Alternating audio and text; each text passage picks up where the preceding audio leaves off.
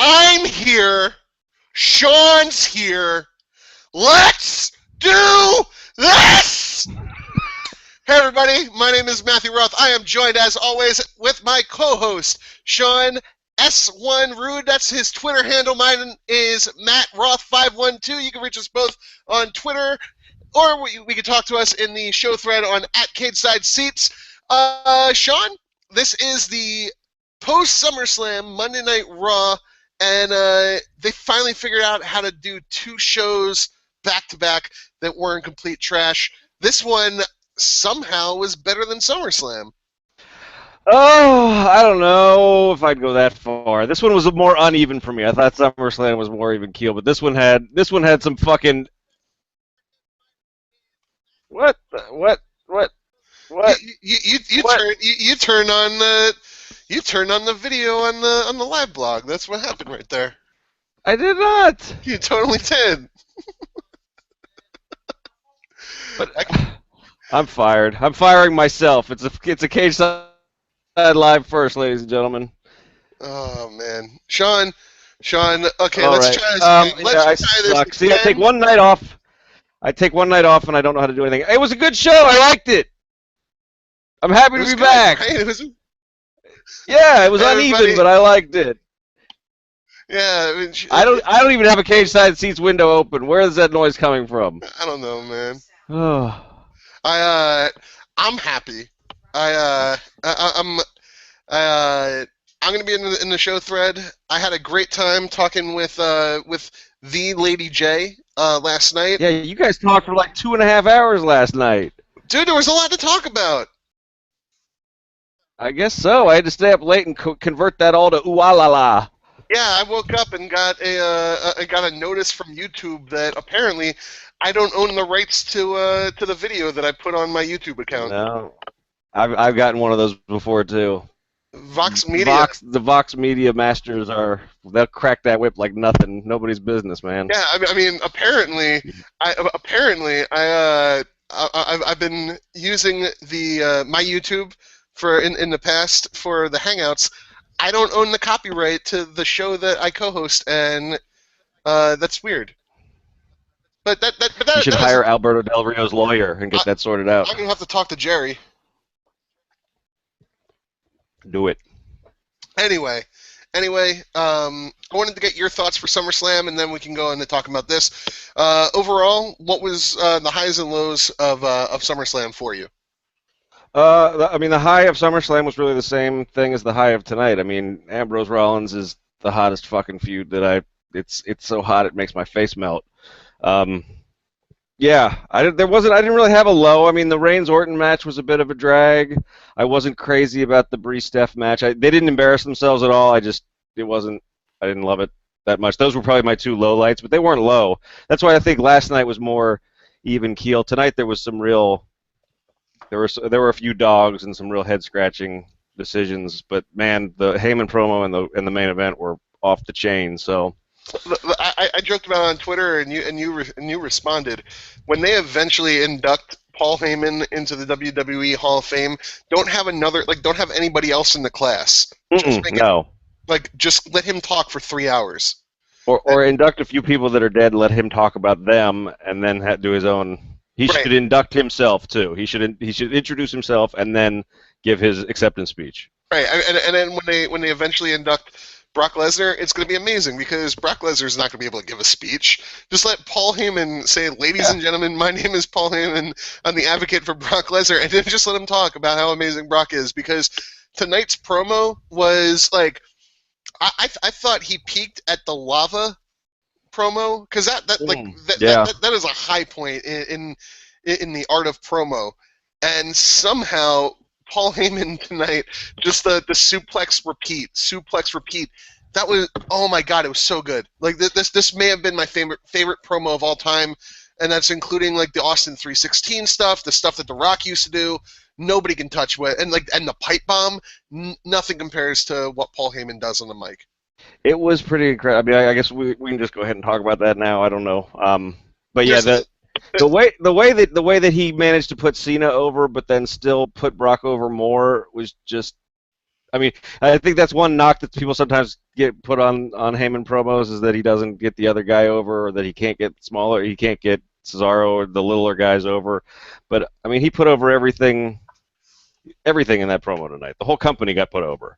Oh, 100%. And like this was the perfect promo. You know, he does everything right. I don't know.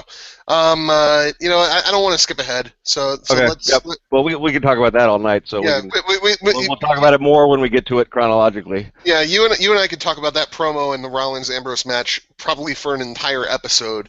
Yeah, that's so good. Because both were so amazing, but we do need to talk about the entire episode.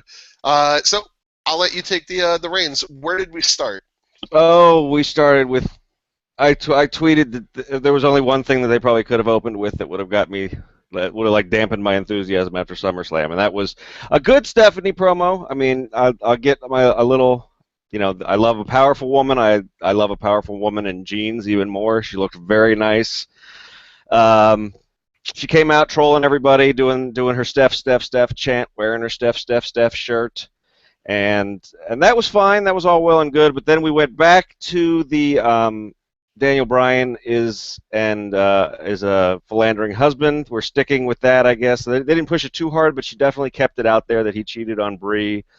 And then she brought out Nikki to explain why she turned on Brie last night. And long story, I felt like I was watching Total Divas. And basically the reason is because Brie got married first, and Nikki thinks she's secretly laughing at her behind her back because she got married first, so she's gonna destroy her or something.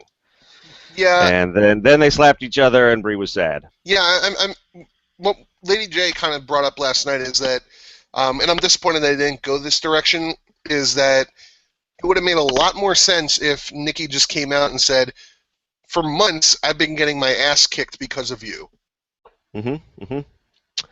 Yeah, there's an obvious thing there. There's one that doesn't make it about dudes, which now this is about men on a couple of different angles. They can't just want to be the better sister. It can't just be sibling rivalry.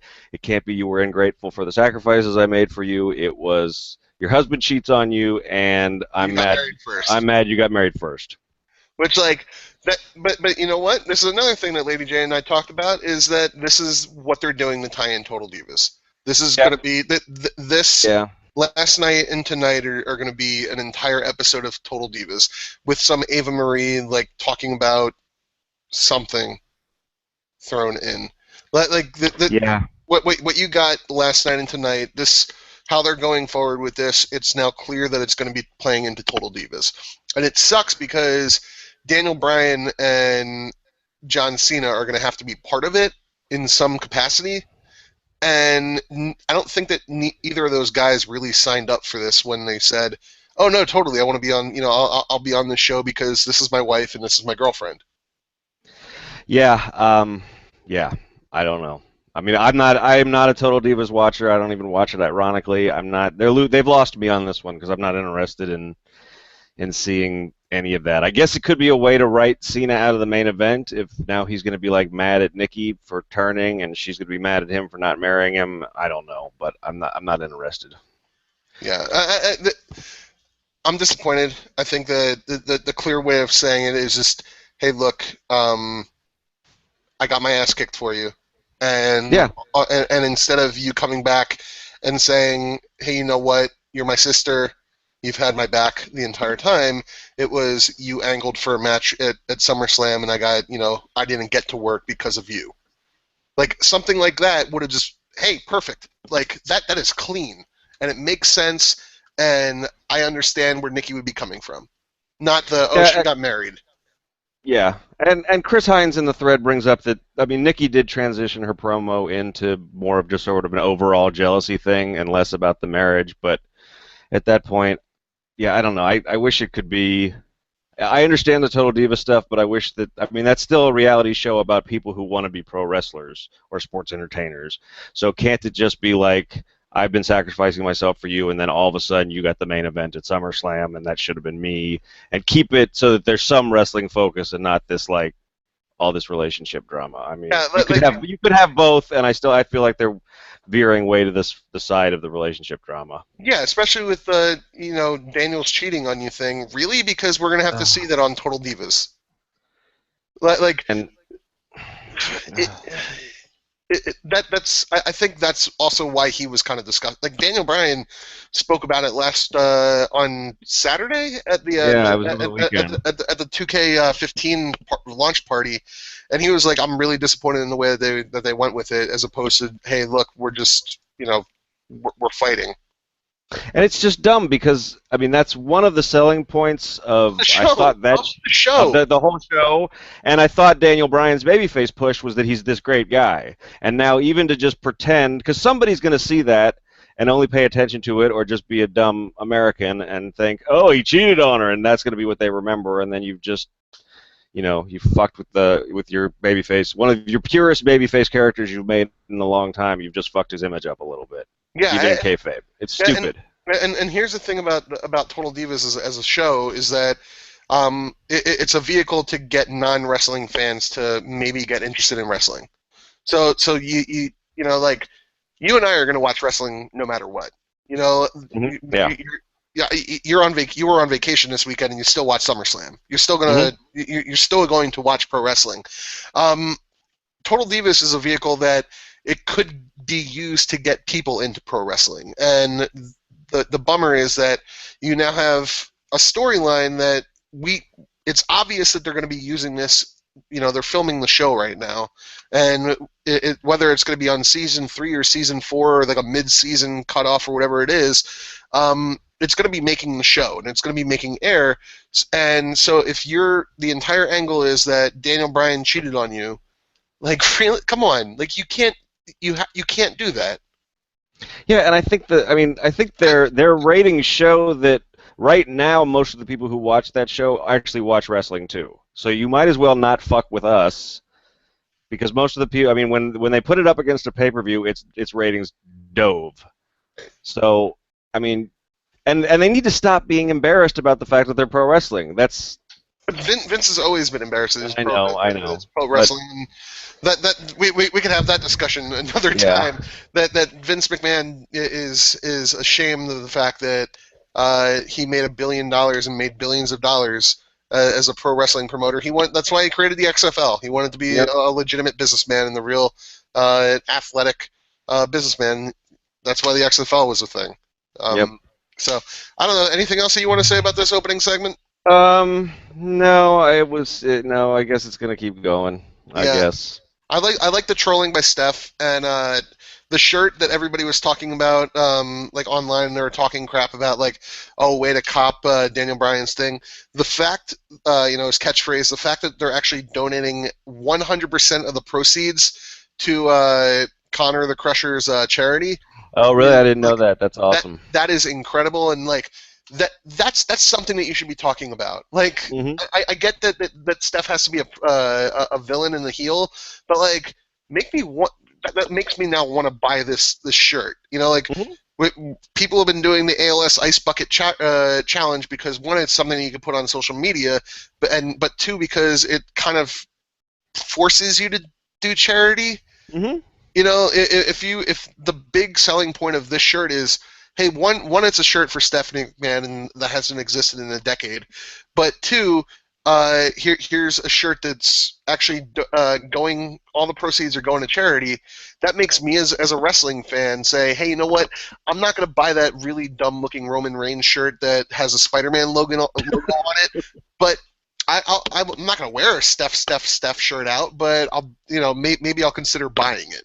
Yeah, I'll sleep in it or something, yeah. Right. I didn't know that the proceeds were going to charity. The other thing that I think is great about, my favorite thing about this whole feud, and another thing that I like about that shirt is it reminds us of Bryan. You see that color and that font, and even though it's Steph, you're like, oh yeah, I remember that bearded guy that I love. I can't wait till he comes back. So. Right. Yep. It's all good. Yep. What was next? The Wyatt family, who I'm not even entirely sure why we call them the Wyatt family anymore, because they've gotten rid of that music, the Zydeco music, and we never see them with Bray anymore. But the Wyatt family went out there and had a pretty good match with Mark Henry and the Big Show, but then they had to lose to them because, Mark Henry and the Big Show are the future, and we have to push them. So, so that happened. Yeah, Rowan, I don't know. A lot of people got KO punched. I think Rowan took both finishers. I think he took the KO punch from Show and then a World's Strongest Slam from Henry, and that was the match. Yeah, I mean, I appreciate the fact that Mark Henry and Big Show are still around, because you need people like that in the locker room, clearly. Mm-hmm. As leaders, I would like to see them kind of doing what Albert or Jason Bloom did, and transition into a different role, because you don't need to have like a third, like the fourth person in that booth, for the pre-shows. It doesn't need to be like an active wrestler, that just couldn't get booked by creative. Big Show is fully capable of doing analysis, and he's worked in the business for 20 years. Then I'm pretty sure that he'd be a pretty good analyst. Mm-hmm. Mark Henry, if they ever, and they didn't, they pumped the brakes on it. But if they did anything with the new nation, he could be your Ron Simmons. He can be your Farouk, or he could just let Xavier Woods still try and work. I don't know, I don't mind them still being around. There's still a place for them. Little kids love Big Show, and again, he's the Andre the Giant of this generation. But he's just not an attraction. Andre the Giant was an attraction because he got booked once a year, twice a year in each territory. Big Show's on TV 52 weeks a year in every single pay-per-view. So I don't know. I'm not happy that they're going to be challenging for the belts next, especially when they fought as babyfaces. Yeah, I mean, maybe they're not because Henry had double duty tonight, but I just don't. One thing this show is making me think, which I didn't think because there weren't any tag team matches on last night's show, but the tag division isn't that bad. You've got the Wyatts, you had the Usos and the Dusts, you have Ryback is a good tag team. They're fun. They work well together. So that's 4 right there. You've got the Ascension that need to be called up soon. I mean, you've got a division. We don't need to have the giant All-Stars, the 40-year-old All-Stars, even in the division, let alone, being set up to challenge for the championship. So I don't get that. I mean, another thing I was thinking watching this match is Eric Rowan's turned into a really decent little hoss. He was always the weak link of that, and they had to kind of hide him. He's doing fine. I mean, he's not going to win any, agility competitions, but he's got the power moves down. He tells the story with his face, even though he never speaks or only says one word. I mean, Harper and Rowan should be getting a push as a team. Yeah, I mean, for sure. And Rowan did the big spots with the Big Show. I mean, he was the one that did the body slam, and that was a big spot. Like that's a considerable spot for people. Like John Cena made a career on being able to AA or FU, whatever you want to call Big Show. That he made a career out of that. That's a big spot. And Eric Rowan and Luke Harper, they're clearly talented. They have chemistry together, and they, Eric Rowan's become developing into something. Luke Harper's been ready. He's ready for a singles push. Yeah, but we're nowhere near that. I mean, I don't know what's going on with the Wyatts at all. I really don't. I mean, they're as baffling as Cesaro, if not more. Oh yeah. Yeah. It's disappointing. It's disappointing because it's like the WWE knew that, like they had a giant, not even a little piece of gold. They had like an entire gigantic nugget made out of gold, and then for some reason they said, "I don't know, I'm not going to do this." Really, like, come on. Like the pop that Bray got at WrestleMania was incredible. Everybody loves Bray Wyatt. Everybody loves these guys, and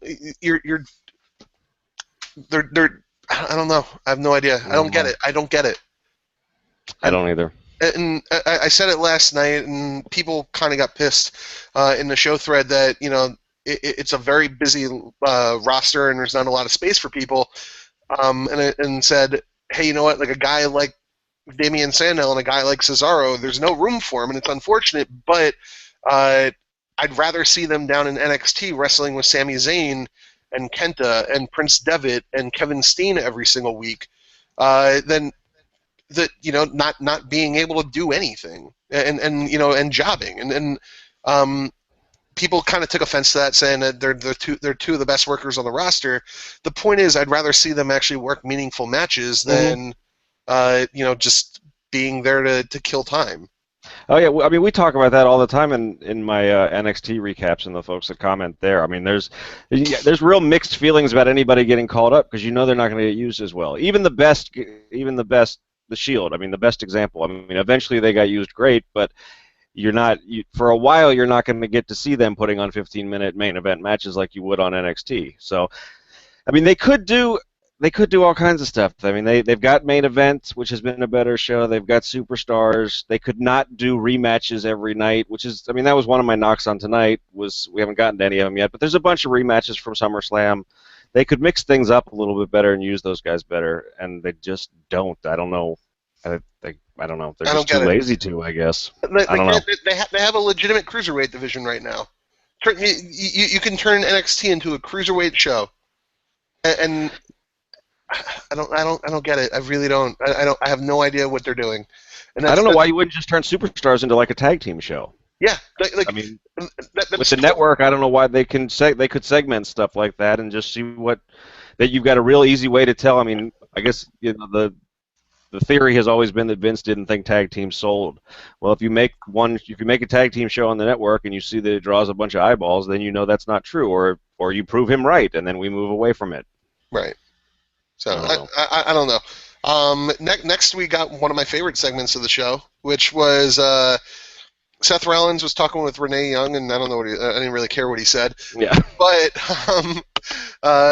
Dean Ambrose walks up behind him and dumps a bucket of ice water on his head, and then when Seth Rollins turns around, he goes, "What? It's for charity." What? It's for charity, and Dean Ambrose is the fucking man. That's all there is to it. Like that's the perfect that was the perfect segment, and that reaction was amazing. I have nothing bad to say about that. No, it was, and I gotta find. I'm gonna post a GIF of just him saying "what" in the thread because it just cracks me up just to look at it. It was so perfect, and then and he throws it in his face. There was actually you skipped something. I don't know how you could possibly skip the random Ric Flair appearance of the week, but he said something to Ziggler in there, and I don't know, whatever. But yeah, that's God bless Dean Ambrose. That's all I can say. I don't really have anything else to say. I've been dogging Dean Ambrose. Like when Gina was on the show and when we first came back with Cageside Live, I was dogging Dean Ambrose. I didn't get it, and he is now one of my favorite guys. Just because he's on fire. Like this is the summer of Ambrose right now. We had the summer of Punk. The summer of Ambrose is way better. Yeah, I think, man. I mean, I'll save some of it for when we talk about it, but I got a feeling about this cat right now it reminds me more than of Punk. It reminds me of sort of where Brian was at this point last year. Oh yeah, totally. I just looked at that. He's taken off. I just looked at that. Yeah, that's the funniest. Well, I just love the way his hair. I mean, he gets every aspect of his character. Probably because it really is him for the most part. But that is him as a person. Yeah. That like a little bit more of him. What? What? What? For charity. It's so good. It's so good. Yeah, the random Ric Flair show appearance. I think that it's better than the random Hulk Hogan appearance, but it's not great. Yeah, and at least it wasn't in the middle of the ring for the main event segment. So, yeah. Oh yeah, somebody's got the gift of the actual ice bucket dump too. We'll have it all in the thread by the time the podcast is over. Oh yeah, totally. All right, so then we went to we got the backstage with the Authority where dun dun dun Kane and Triple H's brilliant plan to get rid of Dean Ambrose was to have it be an app vote of the same three match types. I don't. They must go to the Dr. Evil school of plotting because I don't understand how that was supposed to work. But it's kind of like sharks with freaking laser beams. The options where falls count anywhere, no DQ, and no holds barred. Which two of them are exactly the same thing, and then they turned the other one into the same thing anyway. Because I didn't think Falls Count Anywhere was necessarily no DQ, but they certainly made it that way tonight. No, so. Falls Count Anywhere is just, it's just, you can pin people anywhere in the arena. Right. Like, it's not a straight. The only rule that goes out the window is the count-out rule, right? Other than that, it's every other rule applies. Every other rule applies. But not tonight. Not tonight. Oh, man. Then we got Paige and Natalya, which this was my first gripe. Yeah, I mean, it's just they did the exact same thing they did last week, but they did it with AJ instead of Paige, with the skipping around distraction and then the roll up. Yeah. So, I mean, I thought these two they did a great job last night. I thought that was a much better match. I thought they worked better together. They tried some big spots. They didn't work out. I didn't think like AJ's dive off the top looked great, but they were trying stuff. I thought the finish was awesome. I loved the counter into the Rampage, and then we're right back to distracting and who's crazier. Yeah, I mean the one problem I had last night is it just didn't get enough time. They got 4.5 minutes. Yeah. That they didn't really get time, and so it was mostly hair pulling, and then like the dive from outside, and then the finish. That was the entire ending. That was the only real disappointment. As far as tonight, it's. I mean, is this what we're gonna get for like the next 6 months? It's like they're gonna trade the belt back and forth and try to creep each other out by being weirder and sort of teasing the like Eric Bischoff era HLA. I guess that was some that one of my buddies said on Twitter is that eventually it's just going to end up with them making out. Yeah, I guess. I mean, it's a different way to do like the Mickey James stalking Trish Stratus angle, I guess. I don't know. I don't necessarily have a problem with that. I mean, I don't. It's not my dream. I would rather them do something a little bit more straightforward, but at least they're not fighting over men. Yeah, I mean, my problem is that you have some people that they have chemistry. I mean, they can work, and the problem is they're just not letting them. You have something that could be a real rivalry, and you haven't had a real rivalry in the Divas division in quite some time. I kind of missed a good chunk of wrestling, so I don't want to say since Trish Stratus and Lita. But there was quite a long time when there was and there was just no rivalry in the Divas division, and you have a real rivalry. And if this is the direction that we're going to go, and it's just kind of the same thing, like, oh, pump the brakes, pump the brakes, pump the brakes, it's dumb. The one good thing is that it seems like Paige is finally getting her confidence, and that's awesome, because you brought it up the other week where it just seemed like she's used to wrestling in front of Full Sail, and so she was having anxiety and not knowing how to deal with these arenas. Like, she finally got her groove, and that's good to hear. Yep. And I mean, that's, like I said, this is fine. I mean, I agree completely. I'd like to see them get 10 minutes, but right now, even though they're the championship feud, they're the second of the Divas, the women's feuds. But there's a whole roster of people. I mean, that they can. It doesn't have to be just Paige and AJ going back and forth. You could actually develop their characters and have them feud with other people and come back to this. But I don't know. They just went with the lazy route of just doing the exact same setup that they did last week. Another roll-up finish. The champ loses. At least Paige didn't have to lose to Eva Marie. So. Yeah, I mean, the one thing which Lady J and I talked about last night is that it's disappointing that you have real female wrestlers on the roster now. It's not a bunch of supermodels anymore. Right. Like, every single female down in developmental is great at wrestling. Bailey's ready. Charlotte's definitely ready. Sasha's definitely ready. Yep. And Emma's on the main roster. You have enough workers that you could do something quality. And because you have Total Divas, you need to put Eva Marie in a match against AJ and have her win. You need to put Natalia against Paige and have her win. Natalia hasn't been on TV in months. Like, it doesn't make sense. No, not outside of NXT. Yeah, I mean, like it's stupid. Yeah, and if you got away from Total Divas or the way that they're dealing with Total Divas now, and you went towards using it as a vehicle to actually, I want to know what Paige and it does outside of the ring. That's interesting to me. Mm-hmm. You have the talent that not only and Naomi is a great is I don't want to say a great talent, but she's a very, very good athletic female wrestler. She deserves a chance to prove to us whether or not she's a great talent, and we haven't gotten that. And we were supposed to, but instead she's, what happened to her and Cameron? Is that a thing anymore? Yeah, I don't know. No, that's a good point. I mean, because Cameron won the pay-per-view match, right, at Battleground? Yeah, Cameron won at Battleground, and then the heel won, and then it went away. And Alicia was setting the world on fire, and she just disappeared, and I don't understand why they get so fixated on. You're putting Rosa Mendez on you're putting Rosa fucking Mendez on Total Divas. Oh, well, that's fine. Put her on Total Divas, but just don't keep it over there. Keep it out of my stuff. Yeah, I don't know. I don't know why. I mean, the whole thing is, I don't have a problem with Total Divas, but I don't think they use it. They try to shoehorn it into the wrestling where they don't need to, and then where it would make sense to use it in like synergy with the wrestling, they don't. Right. I don't. Like, surprise! I don't understand WWE. What happened to Summer Rae and Layla? Slayer. Yeah, I don't know. They were on stage together last week, but I don't know.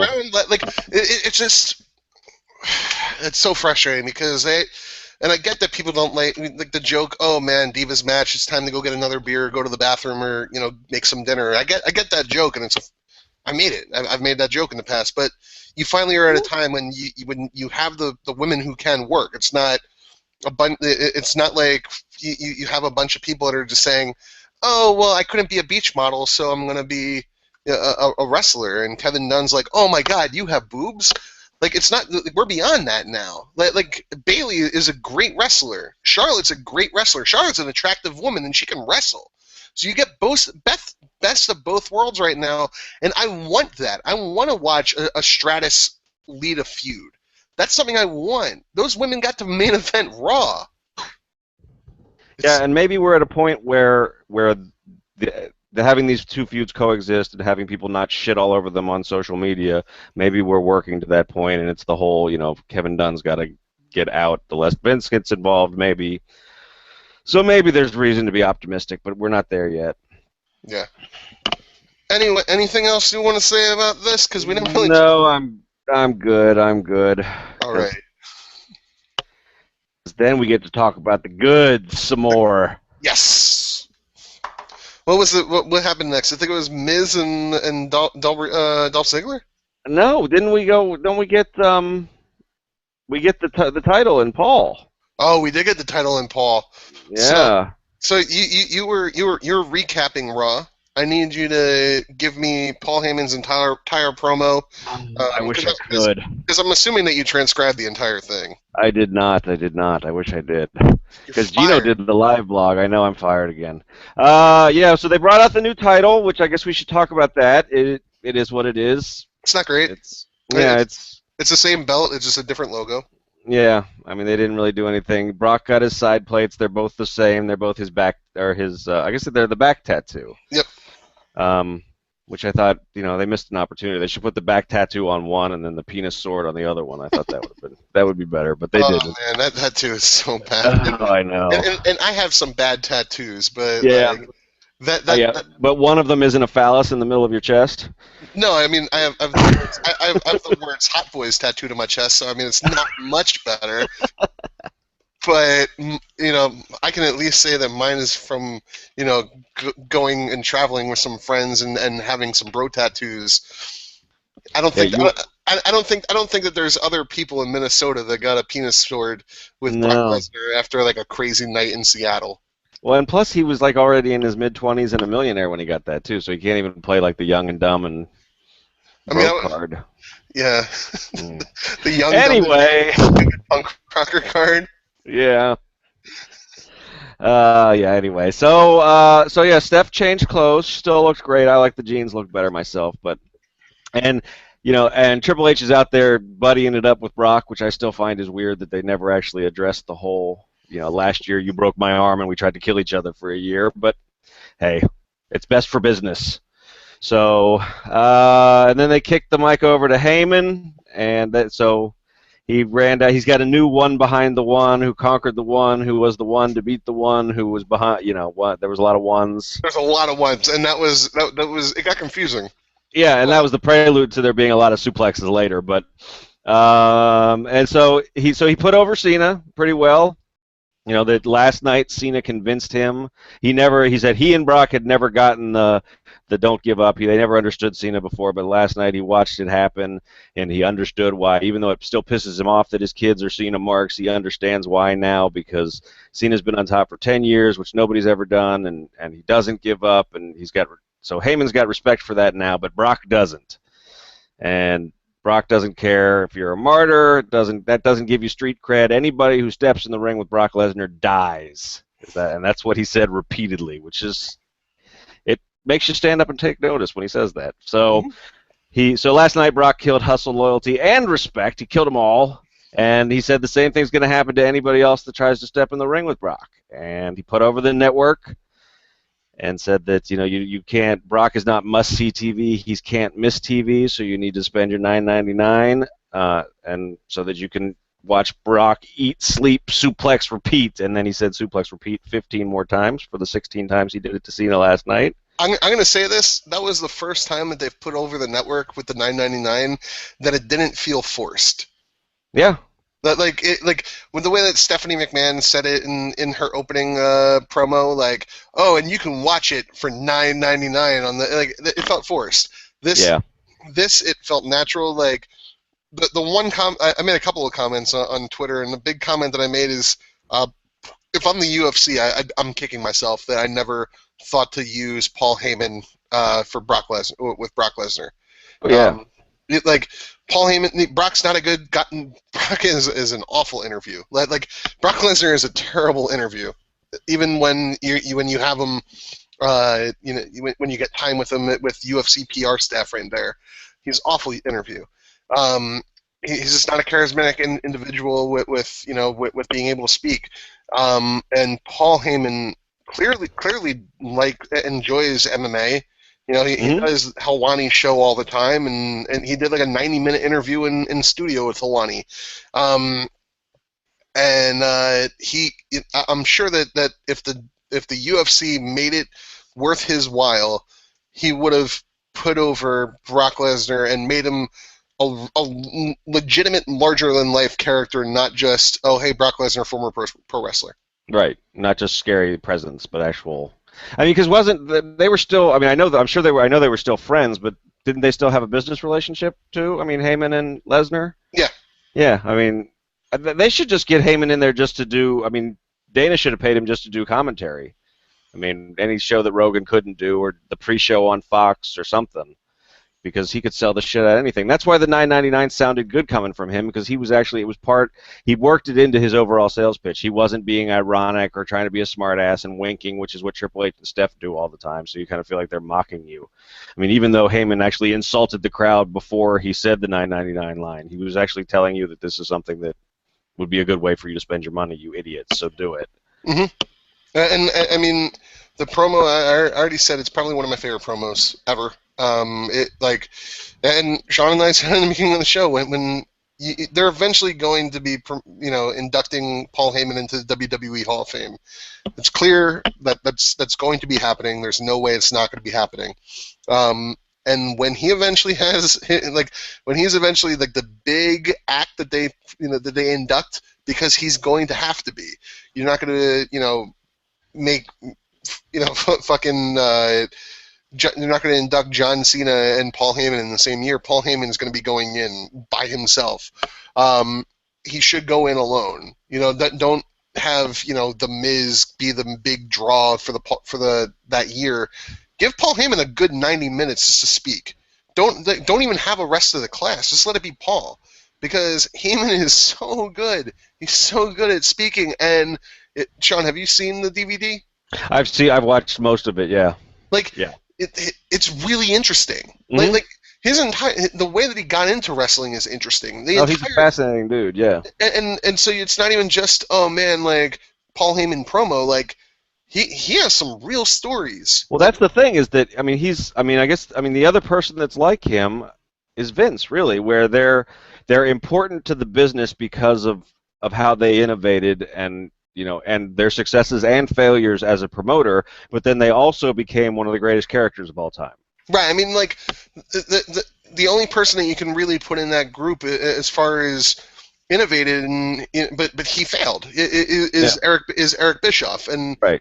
Eric Bischoff, he failed to become a larger than life character where he was never as good a character on his own as Heyman and McMahon are. Right, but like Bischoff deserves to be in the Hall of Fame. If we're calling it a real pro wrestling Hall of Fame, and you put I can't think of his name right now, the AWA. Vern Gagne? Yeah. If you put Vern Gagne in the WWE Hall of Fame, Eric Bischoff should clearly be in. I mean, even if you use the criteria of just like stuff that the WWE owns, I mean, because they own the WCW library now, so Bischoff should go in if they. 100%. That's the only reason that Heyman ever wouldn't is if something happens where he has some big falling out with Vince or with Triple H, because apparently he and Stephanie have never really gotten along. If something bad goes on interpersonally, they could always keep him out. But I think at this point, I think they're smart enough. And if this run with Lesnar is going to be what it looks like it's going to be, you mean legendary? Then he becomes even that much more important in the history of wrestling. Oh yeah, but like he's been building the entire legacy of 21-1. That's the so just that alone, it makes him important in the history of wrestling. Mm-hmm. And they're letting him say that. So it's not like, oh man, Paul Heyman's just this this manager. Like, fuck, they put Sensational Sherry into the Hall of Fame, I think.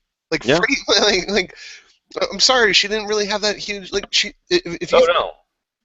He's got to go in. I mean, like I said, the only thing that would keep him out and that would keep him out from being like the headliner would be politics or something interpersonal.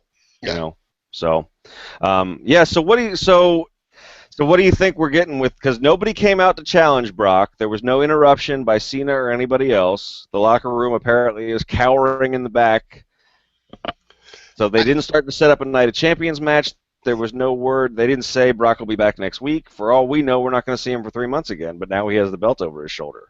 Yeah, I mean, it was the right decision. What do you see happening? It was the right decision not to have Cena on the show. I think that I agree. I was worried that they were going to trot him out there, but I'm glad they didn't. And you and I talked about it last week where I think that this will let them really kind of create new depth for his character, which is like he's needing depth, as a real character, and yet like you had the worst year of my life kind of post Rock, and you in between Rock, like you literally can run with this now. I got my ass kicked, and my confidence is shot. You can run with this and have him lose on. It doesn't even need to be for a year. Just like 2 straight pay-per-views for like 2 months. Like it just my confidence is shot, and like he doesn't need to lose to Damian Sandow or Heath Slater, but just have him lose to people credible. And it'd be great. I mean, if Rollins is free right now, it'd be great to have him like put over Rollins as another authority guy. Gives Seth a notch in his belt, and you can really start to say, "Oh shit, Cena's on a losing streak." That would be pretty cool. Right. I mean, especially since Ambrose is going to be away doing his movie. Yep. Use this time use this time. There's nothing for Rollins to do right now. There's a lot that they can do. I don't know what they're going to do with Lesnar. I hope that they do something with him and Daniel Bryan, which I think is the plan anyway. It's my big concern is that they need to do more with the secondary titles now. Yeah. You know, and your hot feud with the one with Rollins and Ambrose, that's done. You have so you have no hot feud anymore. Nope. Yeah, they're in a real interesting place. And it's not a bad place. It's not like you're not in a bad place per se. You're just in a place where you need to be creative now and like live up to that fucking name. Yeah, exactly. And it might be good. It might force their hand that they can't fall back on stuff. But I'm still nervous that Cena's going to show back up and we're going to get a rematch at Night of Champions, and because that's the person that put this in my head was David Shoemaker, the Masked Man. He's actually been saying that his theory is that Cena will come back and win the title back at Night of Champions, and I'm very scared that would happen because it would suck. Please no. Yeah. So I don't know. I mean, I think they should either explain that Heyman needs to come out and cut another promo explaining that. Right now no one has earned the right to face Lesnar or something, and so he's going to sit at home and wait for somebody to step up and then use that as the excuse to start building up the mid-card angle, the mid-card players in that angle. So hopefully that will be the thing that happens. And I agree. I mean, my dream thing at this point would probably be working towards, a healthy Daniel Bryan taking him on. Or my other thing is, like I said, right now the guy that's hot as hell and that is sort of my out of the box. I mean, everybody was assuming we were going towards Reigns Lesnar, and I think even WWE is pulling back on that. But fucking Ambrose is hot as hell, and I think that would be a weird matchup, but it would be pretty exciting. Oh yeah, totally. So we'll see. I mean, they didn't answer any questions about it tonight, though. They gave him a new belt, let Heyman do his thing, and the championship exited stage left. So. We shall see. Then after that is when we got the Intercontinental rematch. We got Ms. Ziggler again.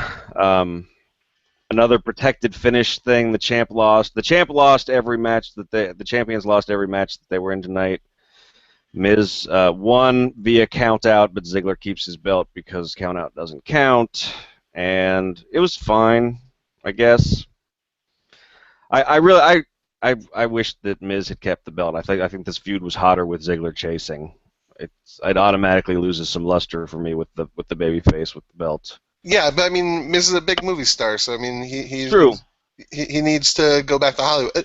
But no, it was stupid. I think that what really bothered me is that Dolph Ziggler saying it's because of you guys. Yeah, it is, but you don't need to acknowledge it. You don't need to acknowledge it. It's kind of like the WWE copying the fandangling.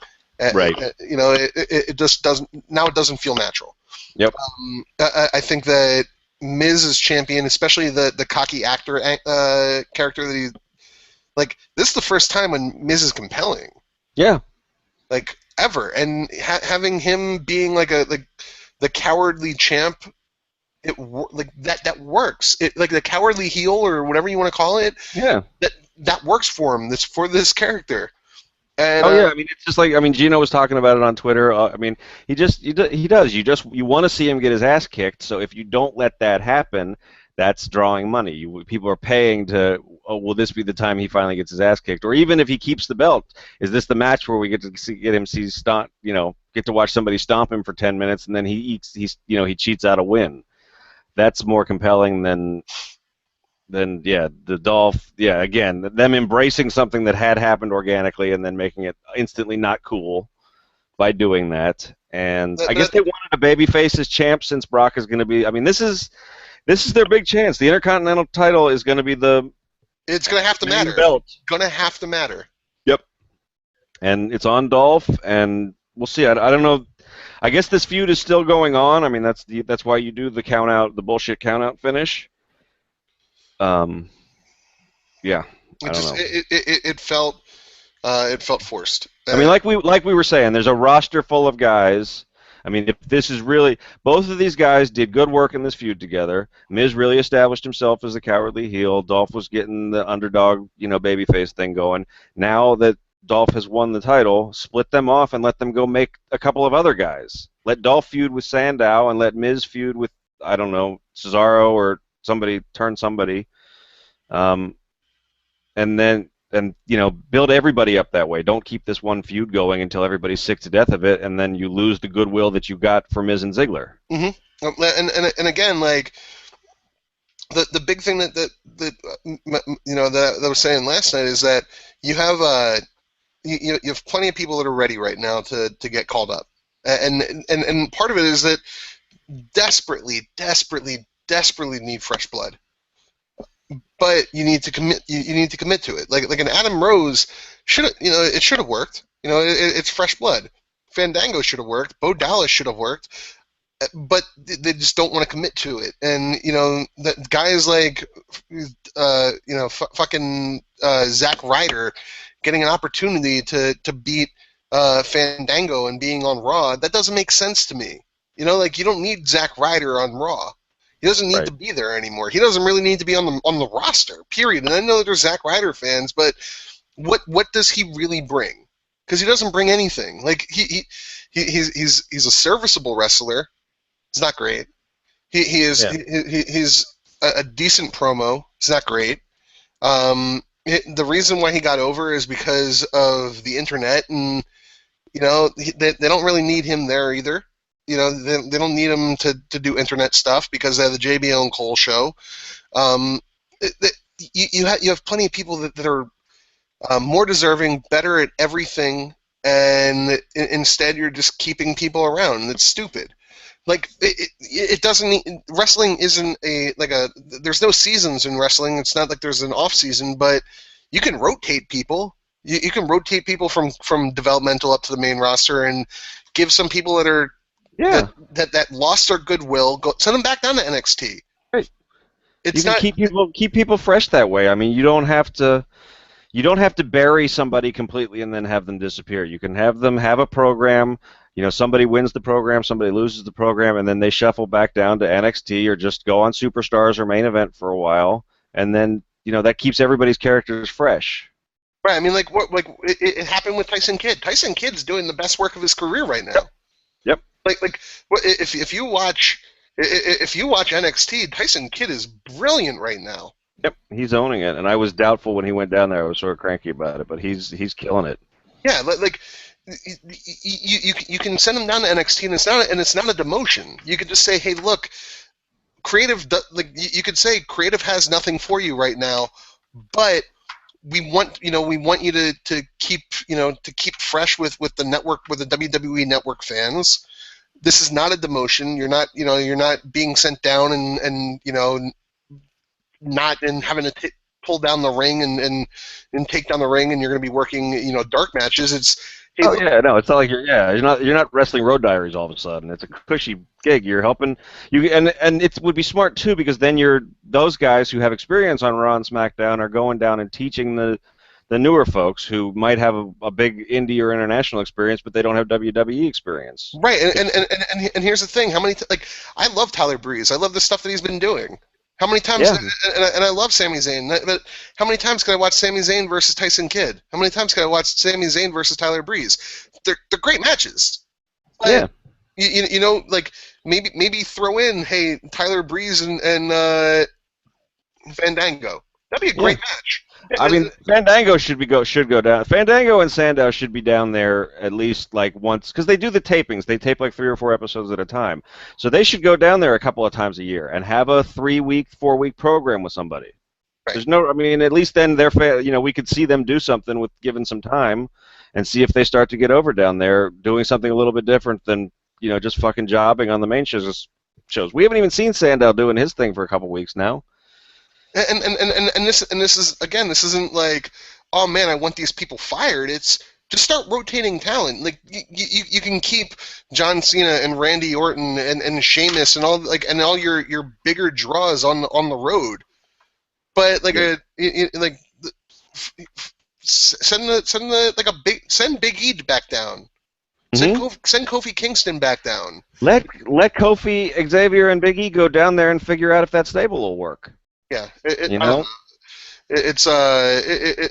honestly, it's just that's the frustration, is that it would make me more interested in the television product, because it wouldn't be the same. And as you said, the Ziggler and Miz, where they lose the goodwill because it just ran stale. I mean, we were all hot on Usos versus the Wyatts, 4 months ago when it was just starting, and then it was 3 straight pay-per-views and twice a week, and now both teams are lesser for it. Right. The Wyatts are completely lost, and people forget that the Usos are even the champs. So, yeah. All right. Yeah. So then we got to. We really did like this show, but I told you it was kind of annoying. There was a lot of annoying shit that happened in between some awesome shit. As we don't really talk about the match at all. Yeah, well, that's true too. It was because we've seen it before. Yeah. They work pretty well together. They have good chemistry, and it's the same match they had last week. Jack Swagger was with Renee. He cut a promo about how we the people don't give up just because a big Bulgarian made us pass out last night. And it was fine, I guess. Zeb wasn't there. Zeb's still selling that kick to the head. I mean, he got killed last night. Zeb's dead. Well, yeah. But Swagger didn't mention that. He wasn't like, I'm doing this for my Uncle Zeb or whatever. It was just we the people. Because we the people don't give up. That's right. And you know what? That was a good way to put the catchphrase in there. True. It wasn't a bad promo. It's not great. It wasn't a great promo. I think he could have delivered it with a little bit more passion. But it wasn't a bad promo. It wasn't a bad segment. No, it was fine. The match that he had next with that was funny. Just like that match was funny that happened. I don't know what's going on. Yeah, that was yeah, it was short. Yeah, Cesaro won. Cesaro gonna win. Jack Swagger used his knees a lot. I don't know. I mean, at least I'm glad that they didn't put Swagger over Rusev because I think there's more money in Rusev down the line. I guess Swagger is settling into like a mid-card face that loves America. Which it works. It works for him as a person. I mean, yeah, and if they're not going to push him to the moon, if he's really just going to be this sort of mid-card gatekeeper guy, then yeah, that's fine. And then like. I mean, what happened after the match was awesome. It was the first time we've seen somebody in a while. Yeah, Mr. Bo Dallas was around. But again, like this is what they did with Swagger tonight is what they could do with Cena. Yeah. He didn't give up, and he passed out last night. But hey, you know what? I'm a little bit shook because I just lost a couple of times to Rusev. Mm-hmm. But my confidence is a little shook, and I don't have my uncle with me. Like, just it's little things that they could do that would make it so much better. What really got me was JBL was just going off. He was he was like, he let America down. Like, that was amazing. Like, that's the shit that he shouldn't be saying. Yeah, it was, and sometimes that JBL's all right. Yeah. Yeah, and well, the other thing that I thought this did that was good is, like we were just talking about, instead of having it be Jack Swagger versus Rusev again, both of those guys, they both got some heat out of that feud, and now they're going off to work with other people. So. And it works, and now it works. Like we didn't really get a blow off with Cesaro and Swagger, and they have good chemistry. They clearly have good chemistry, and we're going to talk about the Rusev. Not match, but whatever it was later. Yep. But last night it was a good Haas match. Mm-hmm. They both work super stiff, which that's what I want in a Haas match. Absolutely. And I think that they both came out of it looking good. Mm-hmm. Swagger has now got sympathy because he didn't give up, and Rusev is still a monster. Yep. And Rusev has a great he's got a really good innate knowledge of match psychology. I feel like he knows. He knows how to sell. He knows how to sell, and he understands why he's doing certain things. It never looks like he's just going through the motions, which is cool. I mean, but you're right. Yeah, I mean, he sells that ankle every time he does it. I'm convinced he's really hurt. Yeah, I think that was brilliant. Whoever the producer on last night's match, or whoever is the producer for Rusev, yep, great producer. Yep. So very good. and Bo Dallas came out and. I would be down for a Bo Dallas versus Jack Swagger program. I mean, if that's where we're going, if Jack's going to be the mid card gatekeeper face, I mean, I would love to see him put Bo over over the course of a couple matches. And it's totally fine to do that because Swagger now has a little bit of clout right now. Yeah. With the fans, people love Jack Swagger, and so and people love to chant "We the People." That's for sure. Yeah, and mind you, they somehow turned a xenophobic character into like one of the most over faces on the roster without ever even bothering to explain a change. It was just okay. Now you're allowed to cheer him. Yeah, and like it was always people were always saying "We the People" along with him, and now it's he's bringing out instead of the "Don't Tread on Me." Flag, he's bringing out the American flag, and he's Hacksaw. Yeah, oh! He's Hacksaw Jim Duggan. And you know what? Like, I know that you hate America, but I don't hate America. You hate America, but but fuck America. Fuck America. Just kidding. That was kayfabe. That was kayfabe. But it's now a character that I think works with Jack Swagger. Mm-hmm. So, yep. I'm happy with this. I was happy with this match segment, whatever you want to call it. I think it was good. Yeah. It advanced him. Cesaro still has nothing, but at least he got a win. They got to win, yeah. After losing to fucking RVD last night. Well, I knew that was gonna happen. At least at this point, it doesn't surprise me. It just still baffles me. But yeah, we got Bo back for the first time in a couple weeks, and he wasn't working with R-Truth, so that's a positive. It's a positive.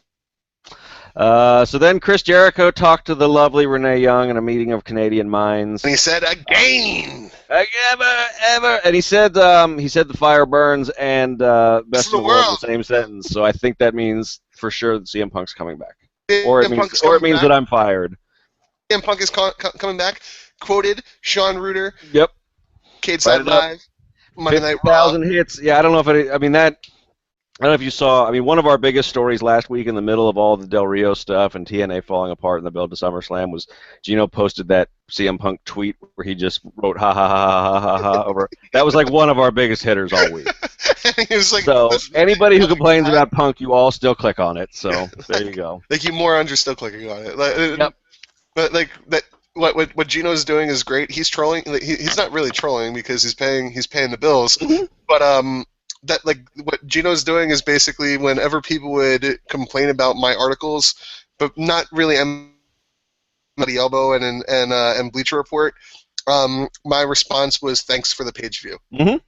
That's what, when I wrote the one about Lawler and Paige where I was getting people were like giving me fucking death threats on Twitter and shit, and that's all I did for if I responded at all, I was like thanks for the publicity because assholes. Anyway, I also started just quoting Kanye West lyrics to people. Oh, nice! I like that. They didn't really appreciate that either. They probably confused a few people though, and they just shut up. I bet. Oh yeah. What's he doing? I don't get it. So let's see. Yeah. So Chris Jericho says that he looked into Bray's eyes and he saw nothing. He's dead inside. I couldn't tell. This almost felt like this was Jericho saying goodbye. Yeah. I mean, he closed with the whole that's the best fans and he knows they'll follow him no matter what he does and Wyatt can never take that away from him. So I don't know. I mean, I guess maybe we're getting one more match, but maybe we're not. I can't tell. I mean, you know where I feel. I don't feel that they should have another match. I'm not sure if you still feel it. I thought last night was better. I still think I still think we'll look back and say it was a decent little feud, but it's no great shakes. Yeah, and it didn't really do much for Bray Wyatt. It's not like Bray Wyatt comes out and he beat the legend Chris Jericho. I don't know if this is the end of Chris Jericho. I'm disappointed because he's going out on being disappointing. If he called it quits after putting over Fandango, or he called it quits after the CM Punk stuff, you could say this is a great career that arguably all-time great. This kind of it sullies it a little bit in my mind. Yeah, I mean, I think we'll have to look back on it later and see. I don't He always said that he didn't want to go out with any fanfare, that he was just going to do a program and disappear, and we'd never know that that was his last one until it became apparent that it was. So maybe this was it. I think he'll probably come back for something else. I think part of this he was to blame for. Part of it was just that the Wyatt character was really damaged coming out of the Cena feud, and it needed something bigger than this to fix it. It's gonna be a longer project than any one feud. So I don't know. Yeah, we'll see. Yeah. We had a really weird 6-man tag that was thrown together, but I thought it was a good match. It was a good match. So Orton and Ryback versus Reigns, Sheamus, and RVD. Ryback is super over in his hometown, or they really just like to singlet. I don't know, but that was fun. Orton played into it too. I mean, sometimes Randy can be a bit of a douche with the fans, but tonight he played right into it. Yeah, I mean, Reigns looks better in a 6-man tag than he does on his own, but he still is obviously pretty limited, and I think the crowds are starting to realize that. So, like I said, I get the feeling WWE is pulling back on his push. Yeah.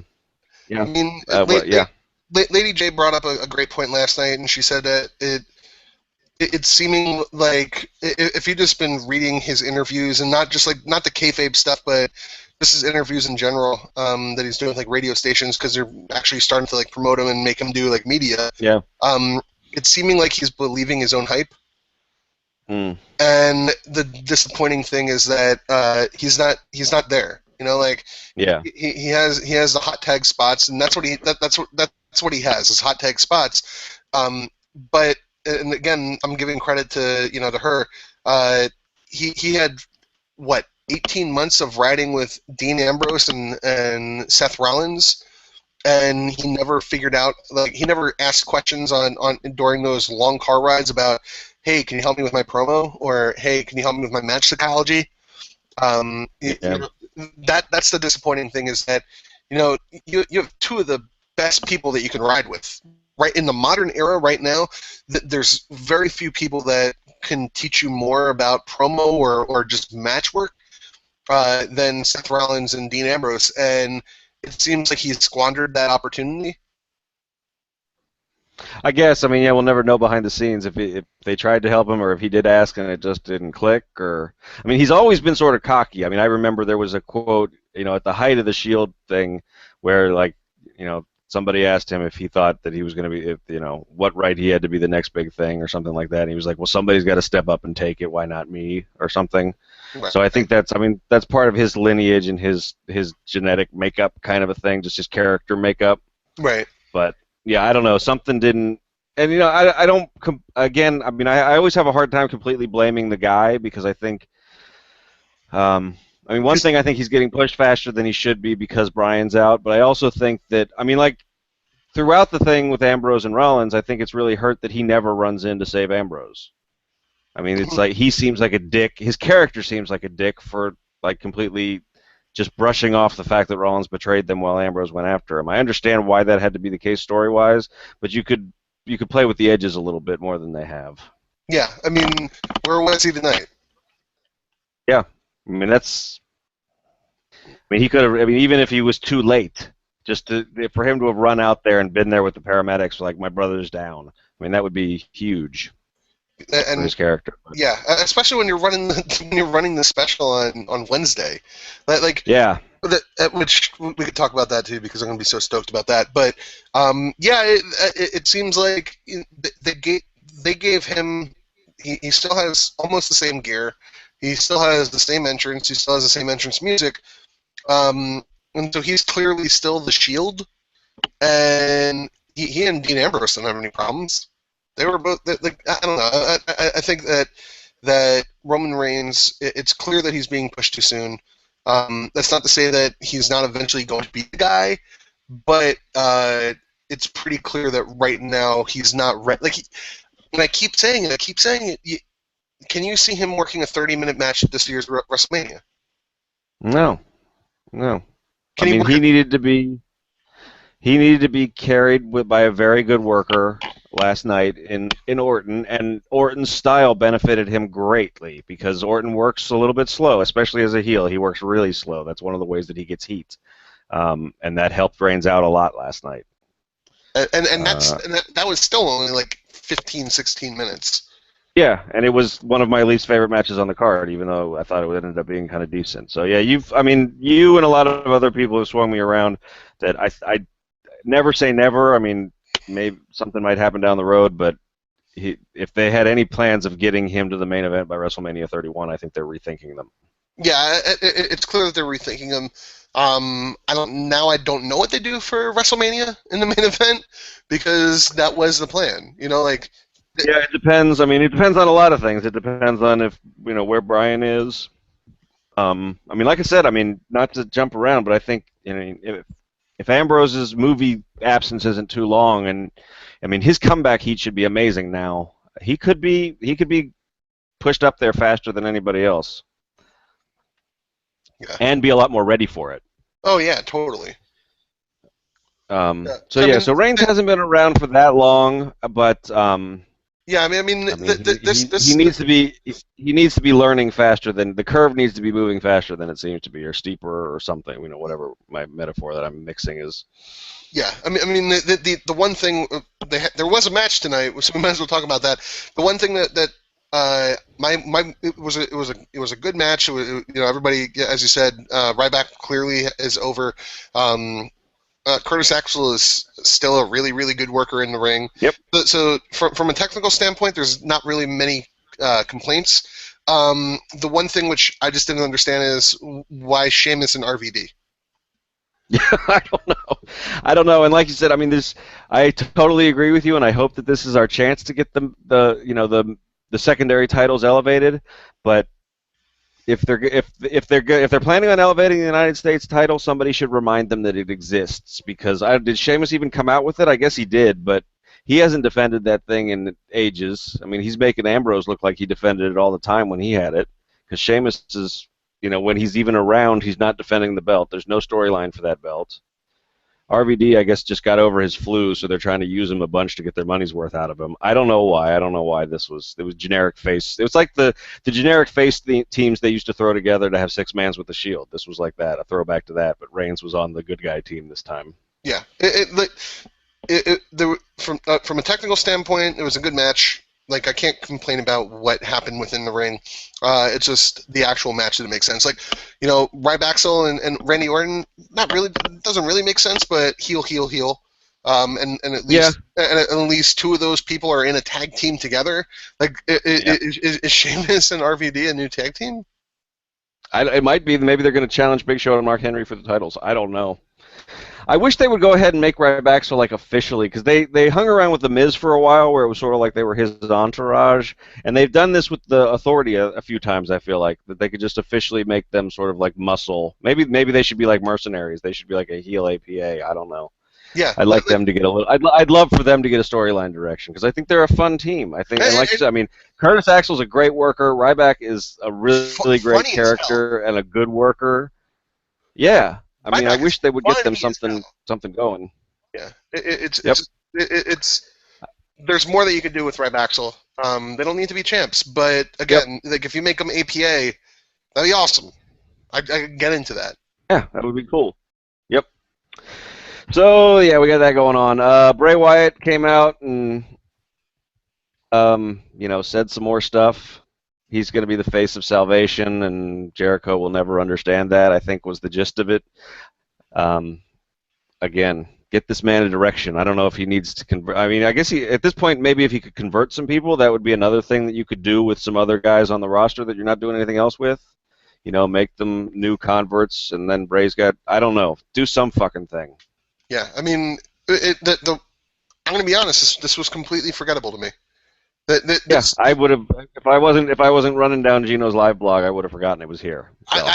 You actually bringing this up, I forgot about this. I completely forgot about this was the actual thing, which that's disappointing. But it says a lot about where Bray Wyatt is right now.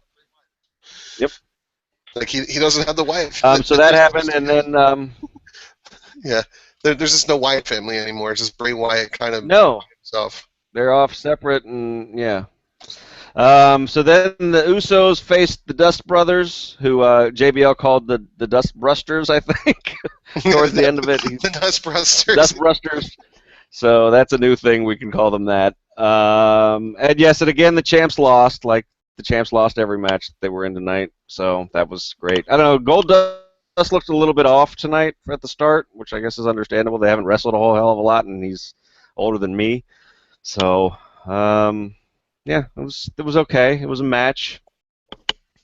Maybe the Dust Brothers. No talk about the Cosmic Key. I don't know what's up with that. Hopefully they talk about the Cosmic Key. Hopefully, yeah, maybe the New Nation stole the Cosmic Key. I don't know. I'm still hoping it's the Ascension, and it's their way of bringing in the Ascension after the NXT tournament. Yeah, I think that's what they're setting the next. I mean, I think the Ascension are going to drop the belt and then show up. So, and like I said, I think there's a decent tag scene. They've got the teams for them. It's like the Divas. They've got the personnel. They just have to decide to tell the stories. It's not even decide to tell the stories. They have to decide to actually commit to it. They can't just be like, oh, hey, like we have a bunch of women that are really talented, but you're not going to see them. Right. Like Emma's good, and yeah, she stole stuff, but like you still got to utilize the people that are good. Well, and plus, it's like Emma's NXT character didn't translate to the main roster that well. There's no reason that she has to keep doing that character. She's a talented performer. She can just be. I mean, that's instead of having the same people face off in matches with different kinds of non-finishes, have them beat up some enhancement talent. Have them have Paige have a 5-minute match against Emma where Emma looks plucky for a little bit, but in the end she just puts Paige over. That's fine. That's a legitimate way to build characters, and then you're actually utilizing the people you're paying for. Right. Yeah. Rusev and Lana were here. They were. And Lana said a bunch of stuff about how they defeated America last night. Yes, they did. And somebody's wig got split. Yep. And then the first person you think of when you think who would come out to defend America? I said Hulk Naturally, Hogan. It's Mark Henry. I said Hulk Hogan was going to come out and big bootleg drop and then bury Rusev for America. Hey, he says they're not using him right. He says he's got more matches in him. So this week, nobody can defeat Hulk Hogan when America is behind him. Oh my God! But it wasn't Hulk Hogan. Mark Henry apparently is not only is he going to be challenging for the tag team titles with the Big Show, he is also going to be America's Defender. To me, this is what Henry should be doing, because I assume that he will put Rusev over the same way Swagger did after a nice couple months worth of house fights. So hopefully, I mean, this is what Henry should be doing, not challenging for the tag titles, but we'll see. But he was great on the mic. Like Lana started saying, somebody's like, "You shut up!" Like he was like, "I'm not talking to you." It was great. Yeah, it was probably other than Heyman. The Heyman thing's on a whole nother level, and then there's the Ambrose, what it's for charity, and then there was Mark Henry talking shit to Lana. Was probably my third favorite thing. Mark Henry's one of the most underrated microphone people on the roster. Yeah. And which is why it's always so weird when he gets hurt. They just take him off of TV. They could so use him as an analyst or a manager or anything. I don't know. Or what they did when he was the champion with a broken foot and he just was out there still talking shit. Yeah. Yeah, exactly. He can still talk. So he's a great trash talker. I mean, yeah. And he's scary as fuck. Absolutely, especially now that he looks like Rick Ross. So he's Rick Haas. Get it? Yep, he's Rick Haas. He's hustling every day. Every day's hustling. That's right. So that's gonna. That's all. So that's gonna happen. We're gonna have Mark Henry versus Rusev, and that should be pretty cool. Yeah, and now you have another Haas that's gonna make Rusev look really, really good, and Mark Henry's legacy is fine in the WWE, so it's not gonna ruin his character. No, like I said, this is what he should be doing at this point. He's got his title runs. He's beloved. He's sort of beloved. At this point, it would be hard to make him heel again because people love to see him kick ass, and he's got that veteran thing going, and yeah. And tonight was the first time that we've really seen Rusev like truly, bested. Oh yeah. Like he sold that splash. It looked like the way he sold it. He broke his ribs. Yep. That's what. Again, it's character development, and that was what Lady J and I were talking last night. Is that Lana's starting to find her character and really own it. Like she's always come out and been like, oh, Mignette, and like talk about Putin, but like she's like really starting to like hit her stride as a manager and as a character. And Rusev is doing the same thing. And as you said, he's great with psychology.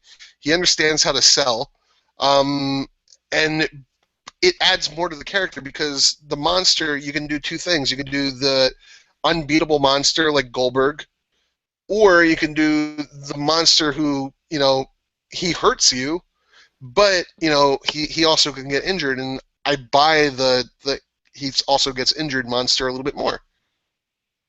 Yeah. Yeah, he's the super athlete. I mean, he's not this, supernatural force of destruction. He's a big badass, but he's human. And yeah, tonight, yeah, like you said, I mean, the more chances that we get to see him sell like that, and tonight where he was really like intimidated and selling was pretty cool.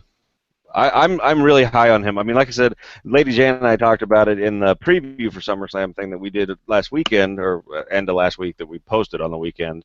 I would mark the fuck out for Brock Lesnar versus Rusev. I mean, Rusev isn't there yet. It's something that would probably happen, like, in the build up to WrestleMania 32, but that would be a hell of a match. Because it would be stiff as fuck. Exactly, and they would both be these giant fuckers who could move around way better than you have any idea that than they have any business doing. It could work, and hopefully they don't just abandon ship. Tonight's show, if we wanted to entitle tonight's Cageside Live, it's just called Abandon Ship. Because that's what they do. They just like, oh man, great idea, it's going somewhere. No, everybody run. No. Abandon ship! Run away! Yeah, I don't get it. I don't know what they're afraid of. I mean, I guess that's the backstage, like, I mean, if it really is true that Vince just pulls the plug on shit or like rewrites stuff on the fly, and plus now like a bunch of people are getting laid off. I mean, I know one of the creative guys that got laid off. I mean, we weren't friends, but I had met him at a bunch of Baltimore area stuff. I met him at a Jericho book signing and stuff like that. He used to write in the Baltimore Sun's. He had a pro wrestling blog on the Baltimore Sun's website. His name was Kevin Eck. He just got laid off. I mean, and if that's like, if you're a 15-person writing staff and 5 of you just got laid off and the rest of you are all gun shy because you write shit and you get the rug pulled out from under you all the time. I mean, this is what we get, is what we see on TV every week, where they only write for 4 characters and they start stuff and it disappears later, and yeah, I mean, the same match types over and over and over again, and like my friend is on the creative staff, and apparently he's like one of like the main guys now that's like flying in Vince's plane. But like, to me, that's the worst place to be. That means that you're gonna get fired. Like, that means you're gonna get fired next, man. Yep. It's like, I think WWE is that kind of place where you want people to forget that you work there. Yeah, like, JTG made a career out of not existing. Damn, why'd I answer my phone? Yeah, like, that's it exactly. Just like, if you see everybody else tweeting about like, oh man, I got fired, like JTG should have been like, nope, my phone is off. I forgot to pay my phone bill. Yep. Make them fucking like send that fucking snail mail to me. That's how I'm going to find out I get fired, because I'm not going to be checking my email. I'm not going to be like checking my phone. My phone doesn't exist, and I haven't spoken to my friend in a while. So last time I talked to him was like 3 weeks ago. So I don't know if he's still around. But hopefully he's still working. Yeah, but like at the time he was one of the confidants on like Vince's plane, flying to Monday Night Raws. Awesome gig. Also, probably the worst gig. Yeah, exactly. It's the best and the worst of everything. Well, God bless him. I don't know. I mean, I'm sure he's gonna have some awesome stories to tell later. Oh yeah, he's gonna have amazing stories, and that's what we do at like every single friend's wedding. We just talk about wrestling, and he loves talking about wrestling. But it's gonna if he got fired, it's gonna sting. Yeah. Yep. All right. So we're at the end. Are This we at is the the end? end. Well, Yep. That was I it. We went from had Mark the Henry time into. of my life. Sorry, that was the end. That was the end of Dirty Dancing, or Yep. My Way That was by. beautiful. Thank you, thank you. I can sing. That was beautiful. All right. So yes. So um. I mean, up until we got to like 5 after 11, I still thought we were going to get either Cena or Batista showing up. I didn't believe that they were actually going to main event the Fallout Raw from SummerSlam with Ambrose versus Rollins, but God damn it, they did, and God damn it, they delivered again. Like This was awesome. This was the fight of the year. It didn't really follow the rules that we got No. that we got told that were going to happen. You know, that this was not a Falls Count Anywhere match. This was a no DQ match. It wasn't even a no holds barred, because no holds barred, like, that just means that, like, you can kick people in the balls. It doesn't mean that you can use steel chairs. Right. And the not following the rules continued all the way through to the end, because they didn't make use of the stipulation, because Rollins never covered Ambrose. Just Charles Robinson called the match off because Dean Ambrose couldn't respond, I guess, but they still declared Seth the winner. Yeah, I mean, even though he never pinned him. Dean Ambrose died. Yeah, I guess. Yeah, he and Zeb Coulter are in heaven now together, probably arguing about something. Just in wrestling heaven. Now that this was this was wrestler heaven's getting really crowded, but that's depressing. So let's talk about some. Let's talk about this match instead. Because this was a great match. Like this honestly it was. It's arguably one of the best matches of the year. And it's not even arguably, it is. It's one of the best matches of the year. It's in the discussion, yeah. It's absolutely in the discussion. It was phenomenal. Yeah, and these guys, it was tough for these guys to deliver something, because their part in the Money in the Bank ladder match, I mean, that was basically a match between the two of them. There was some other shit that went on around them, but everything that people remember is like the superplex spot off the ladder, and it was stuff around this feud. Then there was the parking lot brawl.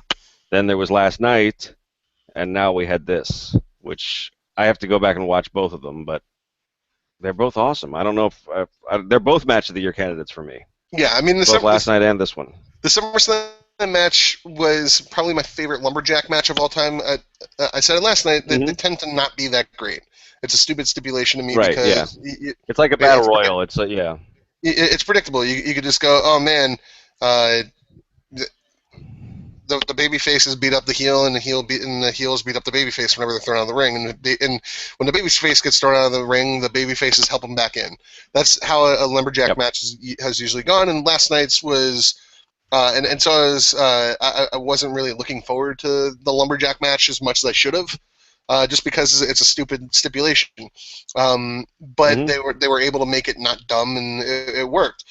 Tonight's match was the best Falls Count Anywhere match that I've seen in a while.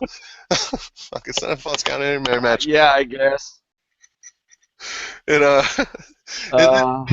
like I said, I think this was just, this was one of those things, like they wanted to have the match booked out, or they wanted the agents to have it all produced out, and all the, the big spots and the beats set up, so that they made it so they were all close enough. And then when the one that they didn't want to win exactly won anyway, they just had it be no rules. They were all the options should have just been no rules. Yeah, because they didn't. Yeah. Anyway, just make it a TLC match, because that's what it was. Yeah. It was a TLC match. Yep. And honestly, you had to figure out a way to write off Dean Ambrose. So perfect, because he is going out to do that movie. It was a great match because they both look great. Dean Ambrose is one. That new hoodie is amazing. Like if that's not in the WWE shop by tomorrow, I'm gonna be pissed. It is. I went out and looked. There's actually a couple different versions of it. There's a fleece that's $50, and then there's just the regular that's $40. It's not. I wish they would just have gone with explicit Ambrose violence on the back. I don't know. Maybe they were worried that that's not PG enough or something. but it's pretty sick. I love the anarchy symbol as his main symbol with the D over the A. That's it's all coming together. He's got the best theme music. He's got the sickest merch. He owns the character. The crowd's behind him. I mean, they might have been trying to make Reigns, but he's the one who's making himself. Yeah, I mean, he was the forgotten member of the Shield, and he's made himself a top the top player. Seth Rollins continues to be just godly in the ring.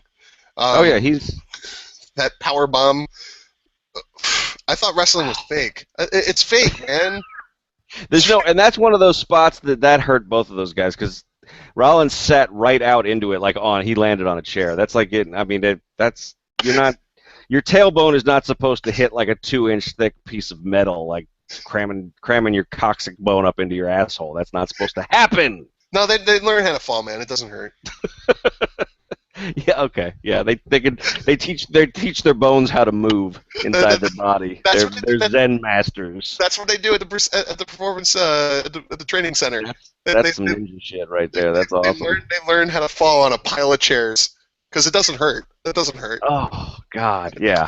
That was honestly one of the worst. That was one of the worst spots I've ever seen. Oh. That can't feel good. Like it's the same thing as every single time they take a suplex on a ladder. There's no way that it feels good on your spine. No, exactly. Yep. And you can land properly, and that's still gonna hurt like hell. Doesn't matter. Yep. But that was a great spot. Why was there the only and this again? You guys are gonna say I praised the show, and yes, I did praise the show, and I do think it was a great show, and because it was a great show. Why were there a bunch of cinder blocks next to the ring? The most pro wrestling thing ever. I mean, I guess you have to think that Kane is an evil genius who's just like, I know, put these under the ring bell just in case. Why were there 100 chairs underneath the ring? What event is happening tonight after the show is over that you needed 100 chairs underneath the ring? And why have they lost the ability to gimmick the announce table so that it will fall, but the cinder blocks can blow apart like they're fucking dust, it was Superman punching a rock. Oh, because budget cuts, man. Yeah, I guess. Man, those tables do not go down anymore. They're getting their money's worth in those tables. I guess that's right. They got to be able to reuse them. Vince is like, nope, they're not going to fall down. We need them back. It's hard times, man. You gotta go ahead and you gotta use them. Hard times, Daddy. Hard times. and you find out that a table took your job. That's right. That's right.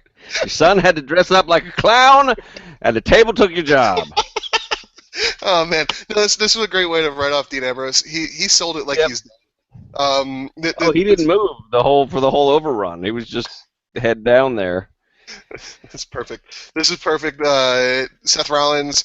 The one thing that I'm kind of pissed about the whole direction of Seth Rollins' character, and people are gonna complain or whatever, is that he's not strong enough to win. He needs sneaky ways to win, and I get that that's what a heel does. But if he is the go-to guy, so to speak, I want to see him win convincingly and not schmoz finishes. Yeah, I mean I agree with you. I mean that's why I think it would be great if they would put him over Cena or somebody like that. He needs a big win on his own. He needs to not win without Kane. Because right now that briefcase is kind of worthless for him because storyline-wise it doesn't make sense for him to go after Lesnar, but also because it's completely unbelievable that he would have a chance against Lesnar. He can't beat Ambrose without a ton of help. He's not going to beat Lesnar without the same. So he's in a weird spot. I mean, like you said, he's super talented and he's always going to have a job and be over because he's just the things he can do in a wrestling ring are unreal. And he gets his character pretty well, but right now he is sort of he's being booked a little bit weak. He's a little too protected. And I don't know what he does. I mean, this was awesome, and it was the perfect way to write Ambrose off, and I like that they kept some suspense about when Ambrose was leaving. I think they did a good job with that. They let the news come out that he was going to be a star, that he was going to do this, but they didn't say when, so I was surprised that the write-off was this early. But I'm a little bit nervous about, Daniel Bryan was the hottest babyface they had. He disappeared for a while now. Ambrose is the hottest guy they've got. He's about to be gone for, I'm assuming, at least like a month. His return is going to be epic. Mhm. It's going to blow the roof off the joint. But you still have to get through that month that he's not here now. And I mean, I don't. It needs to be Seth Rollins squash matches where he's just decimating people, and afterwards saying, and afterwards just talking about how he's, he destroyed, he destroyed, Dean Ambrose, and not only did he destroy the Shield, but he also destroyed Dean Ambrose, and so that's great. But he also needs to go ahead and he needs to start being a scary guy. He can't just Kane coming out and pulling out the referee and saying, "Well, I'm part of the authority, so it's not DQ." Right. There needs to be getting some quality wins, not, and it can be over. It can be over Kofi Kingston and Heath Slater. We can do that. Like it doesn't need to be like him beating, Batista when he comes back. It doesn't need to be that. It doesn't need to be him beating Sheamus. It could be like bring enhancement talent. Yeah. Like bring enhancement talent from the local regional scene, like we did with Ryback. But for a month, he needs to win and win convincingly. None of this. Kane, did Green Mist, and now you have and now you have a win. Yeah. And I think you're right too. I think it probably would be better to do it like an enhancement talent kind of a thing, because with Ambrose gone and with Rollins having put Ambrose out in the storyline, it's going to be even weirder that Reigns isn't coming after Rollins now, and it's going to make Reigns look even worse. It's going to make him less relatable as a babyface. Right. So they've really they've painted themselves in a corner there, and they've painted themselves in a corner in a couple of things. I don't know who Brock's challenger is. I guess at some point I think he's going to get Batista. At some point, I think both of these guys we're talking about might get Batista, Rollins and Lesnar, but we don't know for sure when he's coming back. So there's a lot of balls up in the air. They could do some really cool things in the coming month or so, and they could really fuck it up. We'll see what they do. Kind of going back to why I said there's two great shows back to back. They have good problems right now. It's not like, oh man, what the direction do they go, and this is terrible. Like, they have good problems. This is good problems to have. My issue is that I hope that they go the correct way. I hope that they do something with the IC belt, and it's not just Miz versus Dolph Ziggler again. Right. Do something else. I hope that they that they do Jack Swagger versus somebody, and Rusev and Mark Henry. I don't really care about Mark Henry and Big Show. I know that's the direction that they want to go for the tag division. I'd prefer not. Right. You have a lot of really cool cool opportunities right now because your champion's gone. Your babyface and Daniel Bryan's gone. John Cena can't come back and squash people. It doesn't work right now after the story you told last night. And so you have good opportunity to actually do something creative, actually live up to your identity as being WWE creative. Yep. So. We'll see if they do it. Yep. Before we close, I just wanted to ask you one question. Have you been keeping up with the Alberto Del Rio situation? I have a little bit. I was traveling today, and I got home to read the snippets of his interview that I guess he did with whoever, Telemundo or whatever. It sounds like it's. I mean, it is ugly, and I think it's going to get worse. Yeah, I mean the WWE. Him coming out last night at AAA for WrestleFest or Festival Mania, whatever. Triple Mania, WrestleFest Mania. Summerfest. And them calling him Alberto Del Rio, you're gonna get sued for that. And him actually putting hands on people, he's gonna get sued for that. So that was stupid. But what he said today was totally true. He shouldn't have put his hands on that employee, but this was the second time it happened, and so you have a history with this guy that is making these racist comments. The only thing that you're really going to be worrying about is that he can sue. He could sue the WWE for unsafe work, where he's probably going to get like $1 million settlement, but at the same time you can't sue for wrongful termination because you made racist comments, and if you've worked in corporate, you can't do that. Yep. And so what they're doing right now, they're losing a PR battle. And when you're a publicly stated company that has already seen your stock tank because of like poor subscription basis for the WWE network. This is worse. Like this is Yeah. this is something that can destroy your company. Well, and I think that's the thing too. If it was just this, I would be. I mean, on just like a moral, ethical level. I mean, this is if half of what's come out about it being sort of a being as wink wink about racism as it is about sexism, it makes it that much harder for me to even participate in the industry.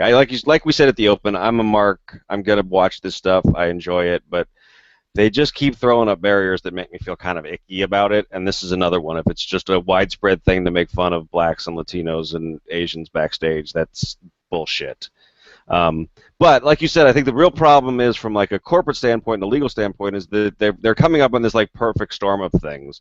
There've been And I understand, I don't know Wall Street that well, but I understand that some of these companies are they're the financial equivalent of ambulance chasers, that they're filing these lawsuits because Vince promised to double or triple the network contract, and that promising a certain number of buys on the network, that there's some companies that are putting together like class action suits against them from stakeholders, saying that you lied to the market, which is illegal. And now you might also have this thing that could turn into potentially like a labor issue where, you've got a racist culture that's, where minorities don't have an equal chance to succeed backstage. I mean, some of that stuff all coming together and hitting at the same time could be just as bad as like the steroid scandal or the Benoit stuff or anything like that. This is worse. I mean, it's worse in the sense like the steroid scandal that was awful. That was awful, and Vince McMahon could have gone to jail.